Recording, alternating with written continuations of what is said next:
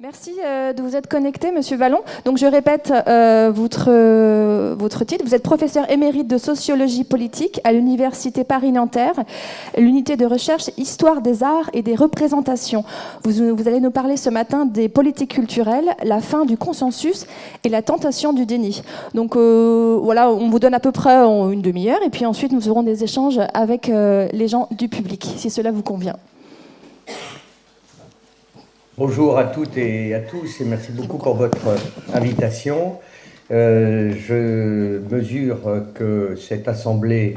pour vous n'est pas comme les autres et qu'elle intervient à un moment particulièrement difficile pour votre réseau.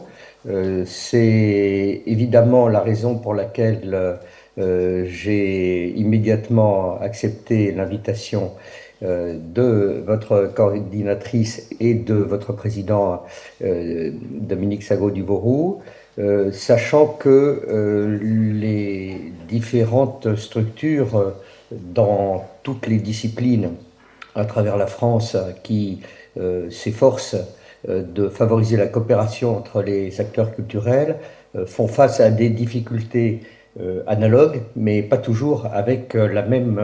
brutalité. Le titre que nous vous proposons aujourd'hui pour cette intervention, il semble considérer comme acquis qu'il ait existé un consensus sur les politiques culturelles.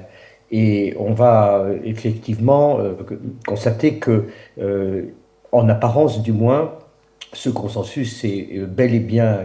constitué, en tout cas à partir d'un tournant qu'on pourrait peut-être identifier à la fin des années 80 et à mon avis en réalité un petit peu plus tard. Mais avant de regarder comment celui-ci a pu se former de façon, semble-t-il, positive et heureuse pour l'engagement des collectivités publiques, de l'État et des collectivités territoriales dans le domaine des arts, de la culture, de l'éducation artistique. Rappelons tout de même que ce type d'harmonie ou d'accord n'est pas partagé au même degré dans l'ensemble des sphères de la société. Et ce qui se produit actuellement fait apparaître sans doute des fissures qui sont plus profondes que celles qui avaient été décelées. Et cela m'amène à tout de suite essayer de poser un diagnostic. Oui, il y a un retournement d'ordre conjoncturel dans cet engagement public à beaucoup de niveaux, et pas uniquement à celui de la région qui vous occupe, mais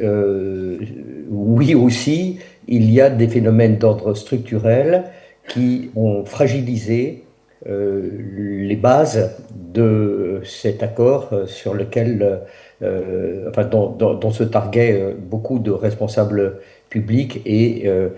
nombre d'acteurs culturels. Et puis surtout, la fragilisation de ce consensus, voire son achèvement, intervient à un moment de très grande tension dans beaucoup de domaines de la vie publique, et pas uniquement au niveau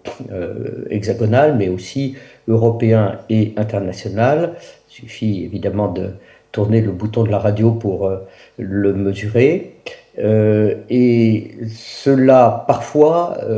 se déroule à un rythme tel que cela nous empêche d'analyser, de comprendre et surtout de prévoir l'évolution des changements qui s'opèrent dans le rapport même que les individus, à travers la société, entretiennent avec ce que nous nommons culture, avec un ensemble de connaissances et d'activités qui participent de l'épanouissement des facultés humaines. Je pense évidemment au progrès de la numérisation ou de la digitalisation, je pense évidemment aux assauts des opérateurs d'intelligence artificielle, mais je pense aussi aux transformations dans les modes de consommation individuelle et collective, dans les rythmes d'appropriation des signes et des éléments de la culture, et notamment en matière visuelle. Et je pense enfin évidemment à la manière dont l'ensemble des phénomènes qui permettaient l'agrégation sociale sont mis en état de tension, voire de stress, sous la poussée d'inégalités économiques qui ne sont certes pas nouvelles, mais dont l'accentuation a pris ces dernières décennies un tour particulièrement inquiétant. Voilà, vous l'avez compris, avec cette petite introduction, je ne suis pas venu vous apporter les nouvelles euphorisantes dont vous avez sans doute besoin à certains moments pour relever les défis qui s'imposent à vous chaque jour, mais faisons ensemble le pari que la lucidité rend plus fort et que le fait d'avoir un temps d'avance sur les mutations en cours peut permettre de résister à certaines ou de s'adapter à d'autres. Alors, premièrement, est-ce que il y a ou est-ce qu'il y a eu un consensus réellement sur les fondamentaux de la politique culturelle? Les spécialistes du sujet, il y en a, je l'imagine, pas mal dans la salle, ont l'habitude de considérer que un référentiel, un paradigme, allez, disons-le, une formule avec ses effets quasi magiques, peut résumer la philosophie de l'action publique dans le domaine de la culture. Et pour beaucoup, ce fut longtemps, et pour certains, ça reste encore, et on les comprend, le terme de démocratisation. Bon, il n'est pas douteux que, même en l'absence de ce terme, qui en réalité ne s'est imposé dans le débat public qu'assez tardivement, en tout cas pas immédiatement, ni du temps de la 4e République, ni du temps de André Malraux sous la 5e République, il n'est pas douteux pourtant que c'est bien l'idée d'un partage élargi des bienfaits du savoir et des arts, une capacité à la fois individuelle et collective d'inviter à la table des émotions, des sensations, mais aussi des savoirs, des proportions élargies de la population, qui a guidé les pionniers de ce que nous appelons politique culturelle, c'est-à-dire d'un système d'intervention publique dans le champ des arts et de la culture. Simplement, on a parfois oublié que cette démocratisation doit s'opérer à double sens. C'est-à-dire qu'elle a l'objectif, elle avait en tout cas le but clairement indiqué dans le décret fondateur du ministère de la Culture en 1959, du ministère des Affaires culturelles, à une dimension quantitative, puisqu'il s'agissait, et il devrait s'agir toujours, de rendre accessible au plus grand nombre possible de Français, on dirait aujourd'hui de Françaises et de Français, les œuvres capitales de l'humanité et d'abord celle de la France. C'est une dimension essentielle parce que, il faut le rappeler, c'est à la racine même de l'idée républicaine du parlementarisme et surtout de la souveraineté populaire, à savoir que le régime est celui qui considère comme égales toutes les voix et comme nécessaires toutes les interventions dans le débat collectif. Donc il faut que les instruments qui permettent de participer à ce débat soient le plus largement répandus. Et si la Troisième République, avec son œuvre d'instruction publique, avait permis à une population élargie d'apprendre à lire, écrire, compter et s'exprimer, et donc permettre de participer de façon non assujettie aux opérations électorales, eh bien, il est clair que dans une société de la connaissance comme celle qui se développe après la Seconde Guerre mondiale, sans accès aux formes symboliques, sans capacité à entendre les codes, à maîtriser les références, sans possibilité de ressentir l'altérité à travers l'exposition à des œuvres singulières, c'est la nature même, la qualité de cette participation au débat public qui serait affectée. Donc faire pour la culture ce qui fut fait pour l'éducation est apparu pour au moins 2 à 3 générations de responsables publics, mais aussi syndicaux, associatifs, culturels, comme une nécessité absolue. Je résume, je schématise, mais vous connaissez à peu près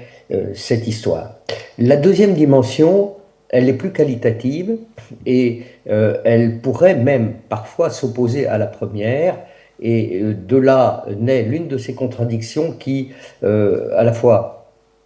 alimente, stimule cet engagement pour la démocratisation, mais qui en même temps peut la miner de l'intérieur. À savoir que le débat public, la capacité finalement d'une collectivité à décider de son sort après exposition d'intérêts divergents et de sensibilités diverses,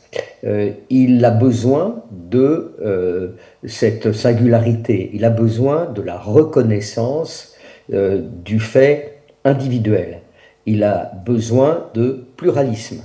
Il a donc besoin de toutes les audaces, de toutes les ruptures, de toutes les provocations, de toutes les licences que l'art et les artistes se donnent. Et dans l'histoire des arts plastiques et visuels, on le sait, ils n'ont pas manqué d'inspiration ni d'initiative pour élargir les champs de la perception,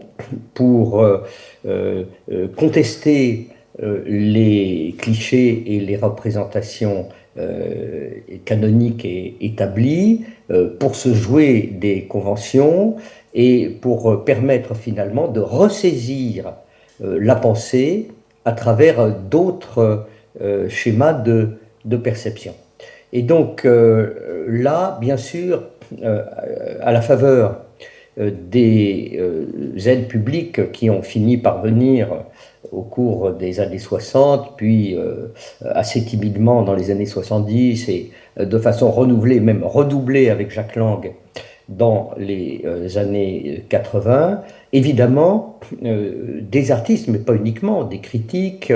des médiatrices et médiateurs, des opérateurs, des programmateurs, des curatrices et curateurs, ont voulu jouer de cette carte de la diversité et aussi de l'originalité, ont voulu affirmer à raison, je le répète, à raison, le primat de la singularité,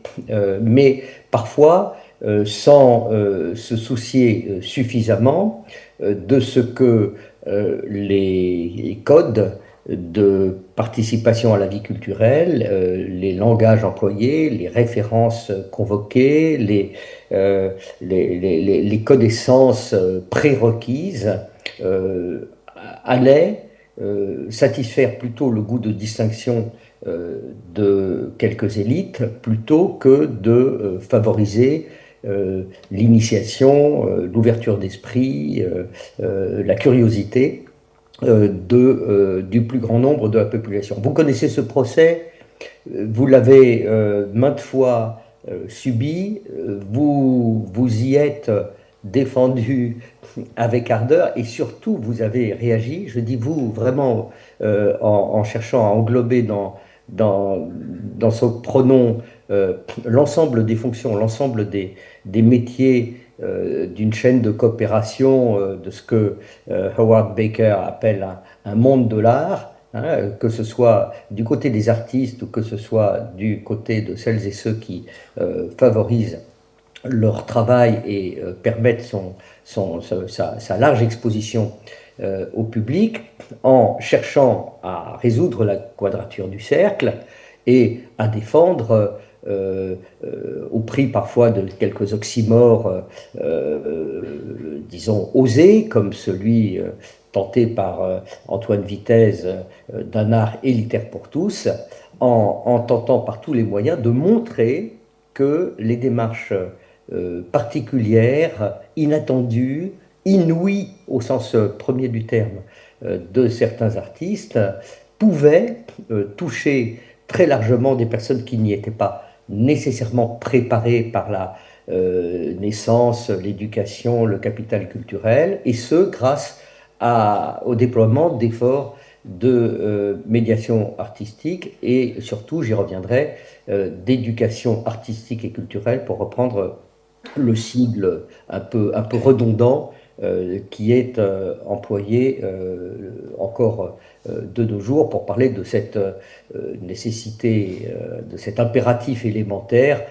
qui est d'inviter très tôt les enfants à l'épreuve, à la connaissance, mais aussi à la pratique et à la rencontre avec des artistes et avec des disciplines. Alors, c'est vrai, depuis la fin des années 80, avec notamment l'apparition des services de médiation de plus en plus étoffés au sein des musées, musées patrimoniaux comme Centre d'art contemporain, avec le déploiement des fonds régionaux d'art contemporain, avec l'installation d'un certain nombre de lieux pluridisciplinaires dans lesquels les expositions d'art plastique ou visuel bénéficiaient aussi de la contiguïté, de la communication, de la porosité avec d'autres disciplines. Eh bien, les acteurs de votre secteur se sont, allez, un petit peu de brosse à reluire, ça peut faire du bien de temps en temps, assez massivement, pas unanimement, mais assez massivement investis dans des actions qui n'ont pas été que une sorte de service après-vente de l'accrochage dans le White Cube, non, qui ont été non seulement des actions relativement efficaces d'élargissement numérique des publics, mais aussi de transformation qualitative de l'idée même de l'exposition, et même au-delà de l'exposition, de la fréquentation des œuvres et des artistes. Je veux dire par là que des innovations qui ont pu être soutenues dans la commande publique, tout le monde, enfin en tout cas une bonne partie d'entre vous a sans doute en tête ce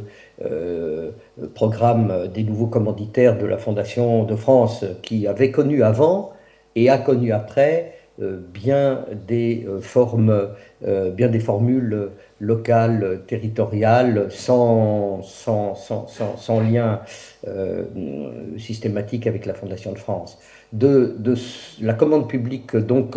renouvelée, d'une interprétation plus à la fois sensible, située, contextualisée du dispositif du 1% artistique dans la construction de bâtiments publics, jusqu'à des stratagèmes de redéploiement des collections patrimoniales dans des musées de centre-ville ou dans leurs antennes de la périphérie ou de villes moyennes. Il est clair que, en passant par les différentes initiatives de pratiques artistiques à l'école, au collège, au lycée, en passant par les démarches d'artistes eux-mêmes en résidence dans différents lieux sociaux auprès d'établissements de toute nature et de publics très très divers, il est certain que c'est la conception même de la chaîne de production et de partage de valeurs dans le domaine des arts plastiques, dans le domaine des arts visuels, qui a été modifiée, qui a été transformée. Voilà. Alors, tout cela n'a évidemment pas réglé les contradictions fondamentales pointées depuis maintenant 1965 et l'ouvrage fameux de Pierre Bourdieu et d'Alain Darbel sur l'amour de l'art, à savoir que la reproduction des avantages sociaux acquis par la naissance et l'éducation fait malgré tout son chemin, que la distinction, pour emprunter le titre d'un ouvrage important, emploie de nouveaux habits et se vêt de nouvelles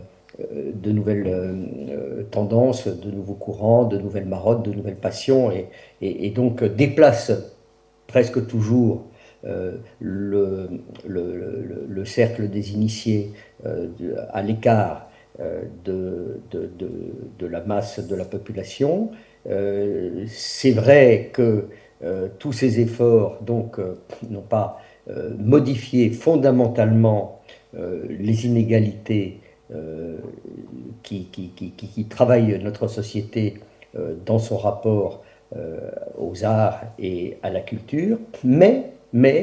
elles ont alimenté la constitution de ce qu'on a pu constater au niveau politique, aussi bien dans l'administration d'État que dans les administrations territoriales, et que tout à l'heure j'ai nommé consensus, ou en tout cas consensus relatif autour des politiques culturelles. Alors, deux facteurs tout à fait marquants ont permis de sceller ce consensus malgré toutes les fragilités que je viens de rappeler. Le premier, c'est l'alternance entre la gauche et la droite, qui, malgré les rodomontades de certains candidats à la fonction ministérielle, ont fini par montrer qu'il y avait une continuité dans l'action de l'État. De François Léotard au prédécesseur immédiat de Rachida Dati, on a eu un certain nombre de personnalités politiques d'importance plus ou moins nette sur le plan, enfin, en ce qui concerne en tout cas leur poids sur la scène politique, mais qui ont tenté de défendre les budgets, qui ont parfois échoué, même quand la gauche était au pouvoir. On se souvient des reculs que Aurélie Filippetti a a dû essuyer et assumer. Parfois, on réussit. On peut souligner, par exemple, quelques efforts de Roselyne Bachelot en pleine pandémie pour résister à la tentation de fermer trop de boutiques, avec un succès, là encore, pas toujours suffisant, mais en tout cas des efforts notoires, et surtout n'ont pas remis en cause les principaux fondamentaux de cette politique culturelle et l'idée qu'elle doit à la fois tenter de répondre à son défi, au défi numérique et au défi qualitatif de la démocratisation. Je dirais même plus, ce consensus au sommet de l'État a permis de façon modérée, de façon un peu amortie parfois, l'éclosion d'un débat pour remettre en cause la démocratisation sans la mettre à mal complètement. Alors, par exemple, on se souvient, sous le mandat de Nicolas Sarkozy, de la manière dont il avait mis en tête, dès sa première lettre de mission à Christine Albanel, sa ministre de la Culture, attaquer cette idée de démocratisation, affirmer sans le moindre début d'éléments de démonstration qu'elle avait échoué et qu'il fallait en passer par autre chose. On se souvient aussi des tentatives assez confuses, tatillonnes et pour finir malheureuses de Frédéric Mitterrand d'inventer une culture pour tous et pour chacun plutôt que pour tous, enfin, à la fin partagée, enfin bref, dans une sorte allez, disons, de promenade conceptuelle, pas très, voilà, mal appuyée sur des éléments de raisonnement, de vision, de preuve. Mais enfin, malgré ces attaques, malgré ces hésitations, a commencé à naître un débat sur les référentiels qui a perduré jusqu'à aujourd'hui. Et je passe sur toutes les variations, sur le retour aux idées de développement culturel de Jacques Duhamel, je passe sur le débat acide sur l'idée de démocratie culturelle qui mettrait, nous disaient les contempteurs de la politique de Jack Lang, à égalité l'ensemble des formes culturelles, qu'elles soient des produits de l'industrie, de l'artisanat ou des cénacles du grand art, pour en arriver à ce référentiel dont je pense que beaucoup d'entre vous le considèrent comme une source de renouvellement de leur pensée et de leur action, qui est celui des droits culturels. L'évolution vers la notion de droit culturel, et c'est là qui est peut-être le point intéressant, a à la fois conforté un certain consensus sur la nécessité d'une action publique en faveur des arts et de la culture, et j'y reviendrai là aussi sur la légitimité d'un tel service public pour favoriser ce partage élargi des singularités, mais il a dans le même temps montré que sans une transformation des méthodes, sans une inversion de perspective, sans une compréhension plus fine des attentes, des besoins, mais surtout des capacités des populations, des facultés des acteurs sociaux, partout dans leur cercle de vie. Et vous voyez que je n'emploie pas forcément l'expression un peu galvaudée et vague de territoire. Hein.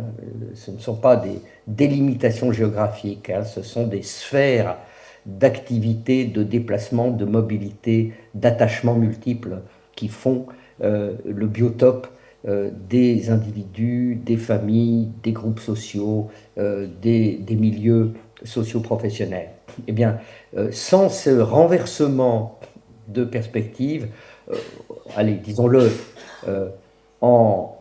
contestant certes la politique de l'offre, mais pas pour lui substituer, comme le souhaitait Nicolas Sarkozy, une politique de la demande, pas pour encourager la consommation comme Emmanuel Macron finalement l'a peut-être pas pensé, mais en tout cas l'a fait à travers la forme individuelle du pass culture, mais plutôt en inventant une circulation des propositions sociales du bas vers le haut, en favorisant l'initiative, en organisant la rencontre, en permettant aux artistes, non pas, comme on le demandait à l'époque du prolet culte en Russie, pas tout à fait encore soviétique, de se mettre à l'école du peuple, ou comme les gardes rouges l'exigeaient avec force, violence des artistes et des intellectuels pendant la Révolution culturelle. Non, non, non. Simplement en installant des modes de coopération, en permettant la discussion, en choisissant des temps longs d'infiltration, d'infusion, plutôt que de raisonner uniquement dans le temps court de la diffusion. Voilà, sans ce renversement de perspective, le vieux paradigme de la démocratisation culturelle risquerait de s'avérer une coquille vide. Voilà. Bien sûr, on a dans notre, dans notre univers qui est animé par beaucoup de rencontres comme la vôtre, de colloques, de conférences, de journées d'études avec des universitaires plus ou moins chevronnés. On a des chevaux légers qui expliquent avec beaucoup de foi, d'ardeur, que la démocratisation culturelle c'est fini, que la démocratie culturelle était un leurre, que le développement culturel était juste une vision économiste et planificatrice du progrès social, et que seuls les droits culturels sont porteurs des bonnes valeurs. Bon, ma réponse est que ce qui compte sont plutôt que les termes employés, les démarches qui sont impliquées, les expériences qui sont permises, et surtout le souci ensuite d'en tirer les conséquences et de modifier les comportements qui sont trop excluants et de favoriser, de développer toutes les initiatives qui déplacent les cloisons et qui permettent à des publics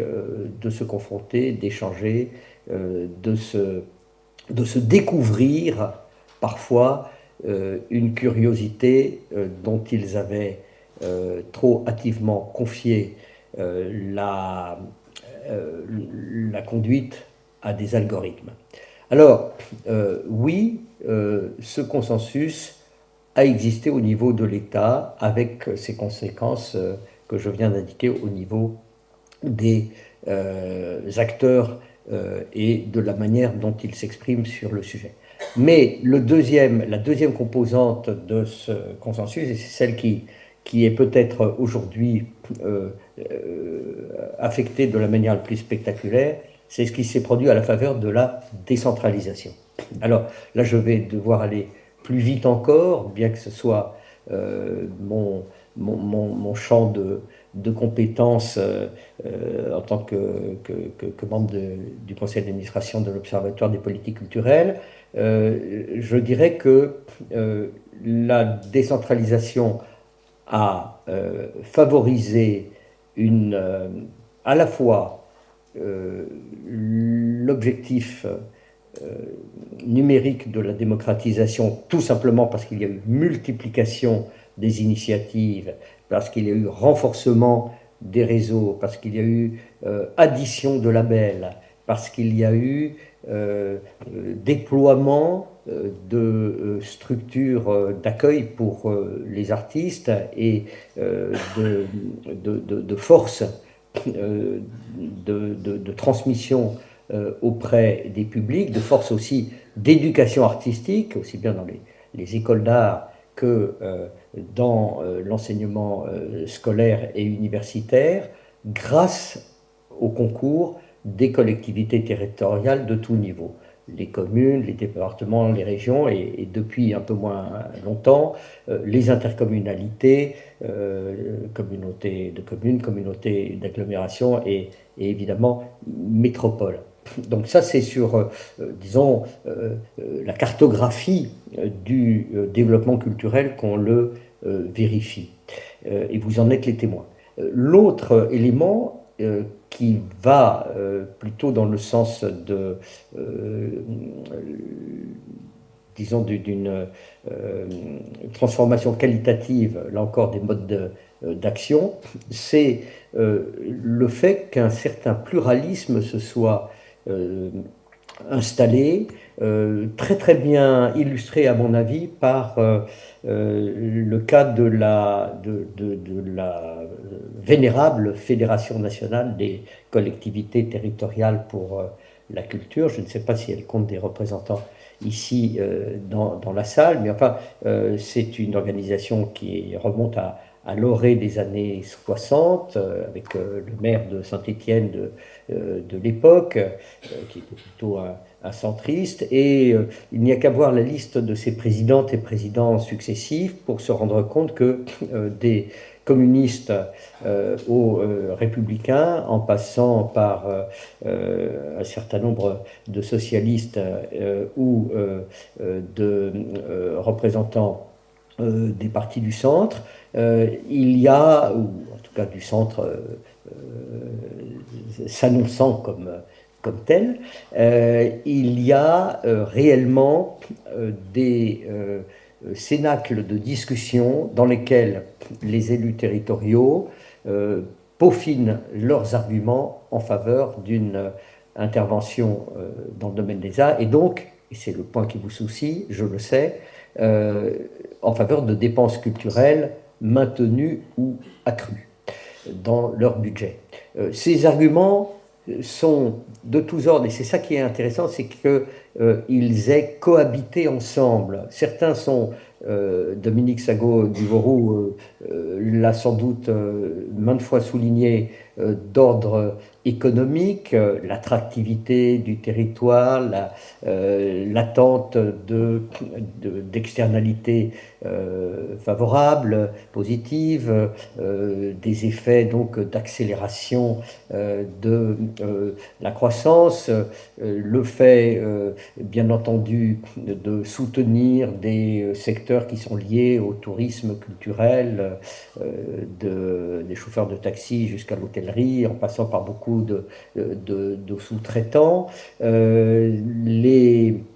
questions qui ont trait aussi à, même on pourrait dire, l'image de marque, la stratégie de marque d'un certain nombre de collectivités, tout ça rentre dans le vocabulaire de la compétition économique à laquelle se sont livrées les collectivités territoriales pour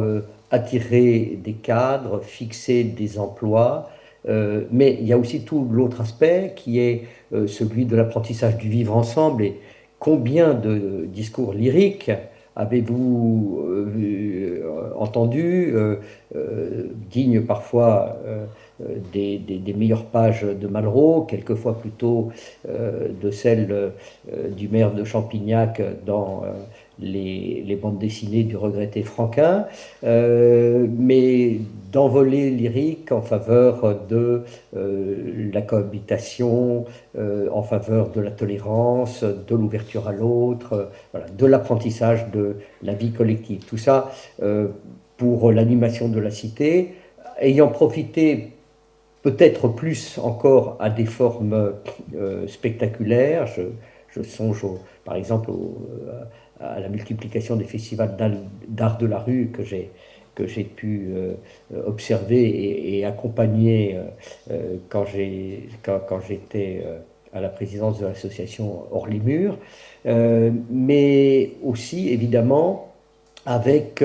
une autre catégorie d'arguments, peut-être plus pointus sur la nécessité pour les citoyens de toute génération, de toutes origines, de tout milieu, de tout revenu, de faire l'expérience de leur capacité de sentir et d'agir en tant que citoyen au contact de formes qui bousculent les catégories habituelles de leur entendement. Et tout cela, ça a été diffusé à travers des publications, à travers des colloques et des réunions des fédérations nationales d'élus, ou à travers des travaux des associations, celles des conseils régionaux ou celles des conseils départementaux. Mais c'est là, et il est temps que je m'achemine vers une conclusion, c'est là que la rupture du consensus paraît beaucoup plus nette aujourd'hui. Bien sûr, c'est le discours de la présidente des Pays de la Loire qui a servi de détonateur pour faire comprendre à quel point un certain vocabulaire populiste avait fini par s'instiller jusque dans des cercles de décision, des milieux politiques, des partis que l'on croyait immunisés. Bien au contraire, on a pu découvrir la porosité, la perméabilité de partis qui avaient participé de la construction du consensus. Je pense par exemple au parti Les Républicains, qui est quand même historiquement celui de la famille gaulliste à laquelle s'affiliait Malraux, hein, qui ont donné sans beaucoup de retenue un crédit à un discours qui présente les artistes comme une minorité égoïste qui cherche à profiter des subventions publiques et qui s'écarte dans sa tour d'ivoire de la réalité vécue dans les territoires. Voilà. Tout cela au mépris de ce que j'ai décrit plus tôt, c'est-à-dire cette longue et vigoureuse mutation des procédures, des actions, des initiatives, des inspirations, et surtout au mépris des convictions profondes de beaucoup d'artistes, jeunes ou moins jeunes, qui ont besoin de l'imprégnation de la société, qui ont besoin de se confronter à la réalité sociale dans ce qu'elle peut avoir parfois de plus ingrat ou de plus violent pour renouveler les sources de leur création et inventer de nouveaux moyens, de nouveaux procès de faire art. Alors on pourrait analyser ces ruptures de consensus, cette mise en cause des fondements du service public de la culture comme des épiphénomènes locaux ou encore simplement comme des choix politiques qui n'appartiennent qu'à une partie de l'éventail de l'offre politique. Mais force est de constater que même dans l'Occitanie présidée par une figure issue elle-même du monde du patrimoine et de la culture, même dans des départements qui ont réalisé de louables efforts dans les années passées pour défendre les budgets culturels, cette tentation du déni, cette tentation du recul s'exprime désormais et se donne même libre cours avec l'alibi de la rigueur budgétaire. Alors il est hors de question pour moi évidemment de nier la réalité des endettements publics et notamment de celui des organismes sociaux et de l'État, mais simplement de rappeler tout de même que la pression subie par les budgets territoriaux n'est pas exactement du même ordre, puisque les budgets doivent être votés à l'équilibre et le sont régulièrement, même s'il y a un endettement tolérable pour les dépenses d'équipement. Loin de moi l'idée de rejeter sur les responsables politiques eux-mêmes toutes les pensées, toutes les intentions qui sont portées aussi par des médias acquis aux pôles les plus conservateurs, pour ne pas dire les plus réactionnaires des élites économiques. Loin de moi aussi l'idée de nier que la vague nationale populiste s'étend sur une large partie de l'Europe et sur une bonne partie du monde. Je voudrais simplement souligner à quel point chaque fois qu'on glisse de la recherche d'une économie nécessaire et parfois justifiée vers la remise en cause frontale des bases du service public de la culture, on fait là un choix qui ne doit rien à la force de l'événement, qui ne doit rien à la contrainte, mais tout à l'idéologie, tout à l'opportunisme politique, à la tentation de grignoter des voix d'un autre côté de l'échiquier politique, sans pour autant se mettre au service de la population. Et cela, vous le vivez, vous le voyez d'une façon très très claire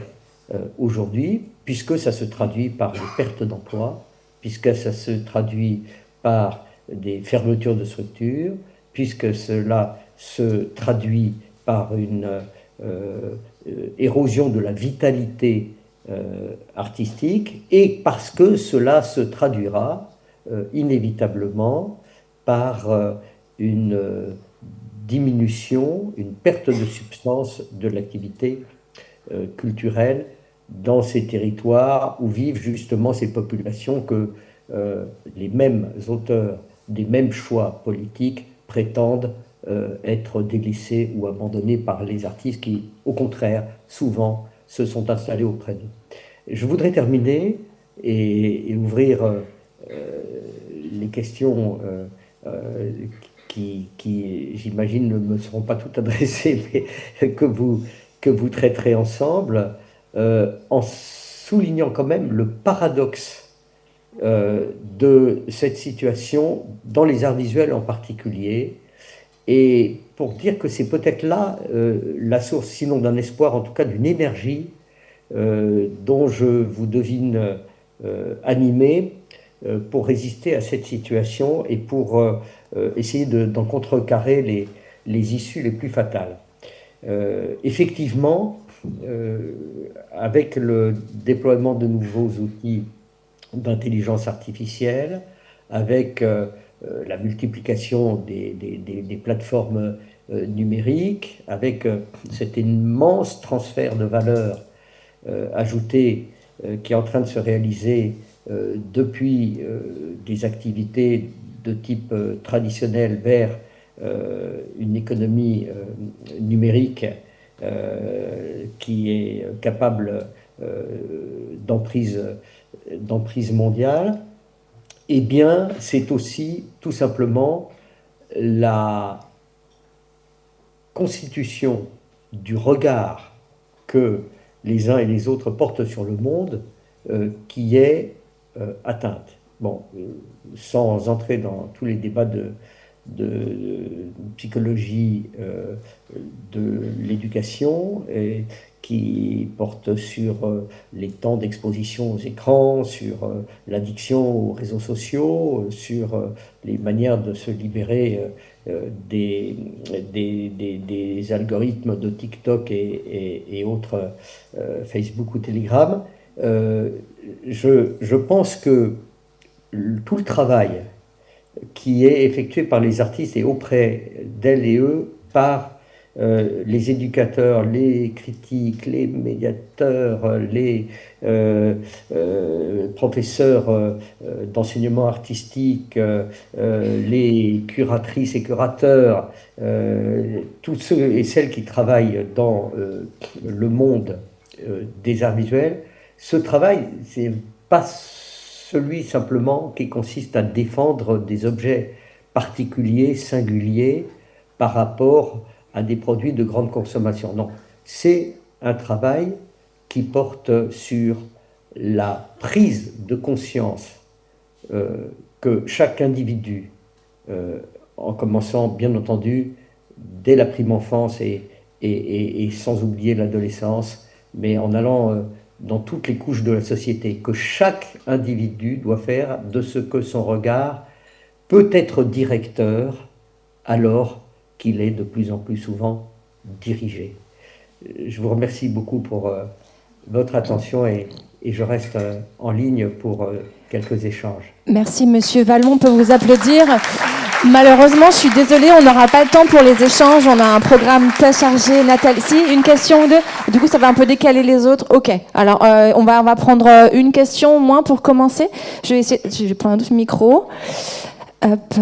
ici. Est-ce qu'il y a des mains levées ? Monsieur Vallon, je pense que vous ne voyez pas la salle, vous nous entendez. Oui, il y a non, je une ne main. vois pas la salle. Très bien, je me permets de... Je vous Merci. entends, mais un peu confusément. Quand vous parlez dans le micro, c'est bien. D'accord, parlez comme ça dans le micro. Bonjour. J'ai une question très simple qui commence à apparaître dans le débat public. On commence à parler, certains élus commencent à parler d'une compétence obligatoire pour la culture au lieu d'une compétence partagée. Je voulais savoir comment vous regardiez l'apparition de ce débat. Alors, les compétences partagées ont été plébiscitées par les élus et par les responsables publics pour deux raisons. Parce qu'elles permettaient d'éviter toute contrainte et donc renvoyaient à la libre initiative de la collectivité, mais surtout parce qu'elles permettaient l'addition des subventions et donc la montée en puissance d'un certain nombre de projets. On commençait par obtenir une subvention municipale et elle devenait départementale et elle s'enrichissait d'un apport de la région à la faveur souvent, entre-temps, d'une intervention de la Direction régionale des affaires culturelles et donc de l'État. Tout cet édifice qu'on a appelé celui des financements croisés ou conjoints, selon qu'on voulait montrer leur caractère un peu complexe et enchevêtré, ou au contraire louer l'unité des bonnes volontés, des bonnes fées réunies autour du berceau. Ce système de financement a montré ses premières fragilités, évidemment, dès que des collectivités se sont désolidarisées parce que les autres n'ont pas voulu compenser. Et d'ailleurs, on le voit, par exemple, dans le cas de la métropole lyonnaise, ou ici en Pays de la Loire, la difficulté devant laquelle sont placés les départements ou les métropoles de devoir compenser ou au contraire accentuer à leur manière le recul de la région qui vient de s'opérer. Parce que, voilà, M. Vauquier avait montré la voie à la présidente de la région Pays de la Loire. Mais le débat sur les compétences obligatoires ne vient pas apporter une réponse définitive à cela. Parce que ces compétences, moi j'y étais favorable dès... ne nous rajeunit pas, mais dès 1995-97 environ, pour l'enseignement artistique, pour le soutien à un certain nombre de structures patrimoniales et surtout en matière d'éducation artistique et culturelle. Voilà. Je pense que dès lors que l'on pose le principe que le partage de la culture est nécessaire pour accéder à la vie civique et s'épanouir aussi dans la vie économique, sociale, familiale, personnelle, affective, etc., eh bien, on n'a pas le droit de renoncer, on n'a pas le droit de s'abstenir. Et que donc, il fallait définir, en tout cas pour les régions, j'insiste, pour les régions, un certain nombre de compétences obligatoires, tout particulièrement, je répète, sur le patrimoine et sur l'éducation artistique et les enseignements artistiques spécialisés. Ce débat a rebondi quand les départements ont été sommés de monter des schémas de l'éducation artistique à leur échelle, et il rebondit aujourd'hui tout simplement comme une sorte de pansement sur les blessures du système des financements croisés. Mais l'introduction de quelques compétences obligatoires ciblées, comme hier par exemple le fut en 1983-85, celle dont les départements ont hérité pour les archives et les bibliothèques de près, ça ne répare pas la confiance rompue